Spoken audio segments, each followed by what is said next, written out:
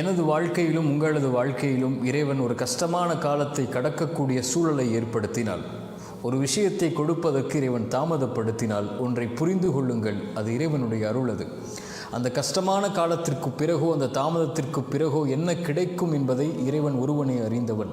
நம்மை பொறுத்தவரை காத்திருப்பு மட்டும்தான் நம்மால் முடியும். இறைவன் நோயை கொடுத்தால் தான் சுகத்தை கொடுக்க முடியும். இறைவன் கஷ்டத்தை கொடுத்தால் தான் இன்பத்தை உணர முடியும். வழியை கொடுத்தால் தான் அந்த வழி மறைந்ததற்கு பிறகு வரக்கூடிய மகிழ்வை அனுபவிக்க முடியும். உலகத்தில் இருள் வந்தால் எப்படி வெளிச்சம் வருமோ அதுபோன்று சிரமங்களும் கஷ்டங்களும் வந்தால்தான் அதற்கு பிறகு வரக்கூடிய நிலைமை இன்பமாக மகிழ்ச்சியாக மாறும். காரியங்கள் அனைத்தையும் அவன்தான் நிர்வகிக்கிறான். எல்லா பொருளின் மீதும் அவன்தான் ஆற்றல் உள்ளவனாக இருக்கிறான். அவனை சார்ந்திருந்து அவன் கொடுக்கக்கூடிய விஷயத்தை கஷ்டத்திற்கு பிறகு காத்திருந்து பெற்றுக்கொண்டால் அதைவிட உலகத்தில் பெறக்கூடிய வெகுமதி எதுவும் இருக்க முடியாது.